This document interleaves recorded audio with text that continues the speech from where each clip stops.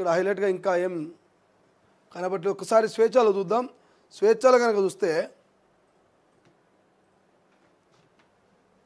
స్వీపర్ల మెడపై కత్తి అంటూ సెలవులు అడిగితే ఉద్యోగం ఊస్తే బల్దియా మహిళా స్వీపర్లకు సెలవులు ఇస్తేనే అమలుకు నోచుకొని కమిషనర్ సర్క్యులర్.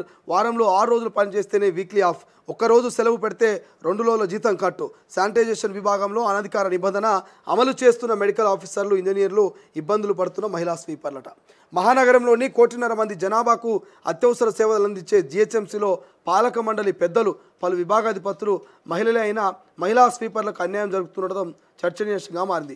రోడ్లను శుభ్రపరిచే మహిళా కార్మికులకు సెలవు లేకుండా పనిచేస్తున్నారంటూ ఏడాది క్రితం అంటూ ఒక వార్త కనిపిస్తుంది. ఏదేమైనా ఇదైతే కొంచెం దారుణమే. అందరికంటే మీరు చూడండి, హైదరాబాద్ నగరంలో కావచ్చు, జనరల్గా ఇతర మున్సిపాలిటీ కావచ్చు, అందరికంటే ముందు లేసేది జిహెచ్ఎంసీ కార్మికులు. అందరికంటే ముద్దుగా వాళ్ళు తయారై స్నానాలు చేసుకొని మరి వాళ్ళు ఎట్లయితే ఇల్లును శుభ్రపరచుకుంటున్నారో, వాళ్ళు ఎట్లయితే అద్భుతంగా రెడీ అవుతున్నారో, మరి అదేవిధంగా నగరాన్ని అందంగా అద్భుతంగా తయారు చేస్తున్నారు.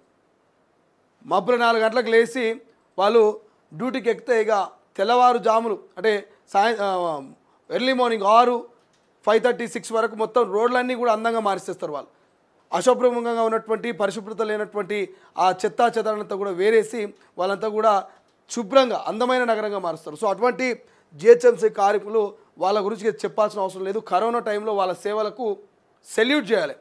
జిహెచ్ఎంసీ కార్మికులకు కరోనా టైంలో వాళ్ళు చేసినటువంటి సేవలకు నిజంగా సెల్యూట్ చేయాలి.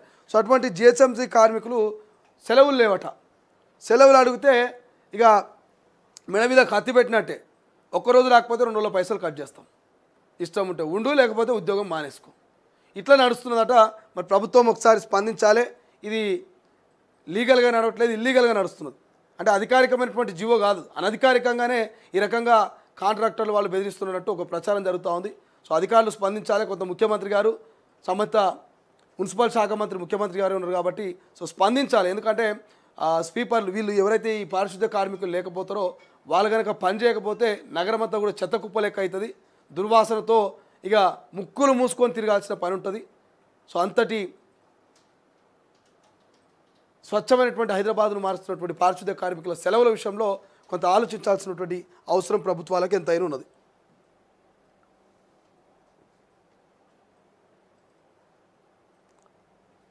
ఇంకా హైలైట్గా కనిపిస్తున్నటువంటి వార్త ఏముంది,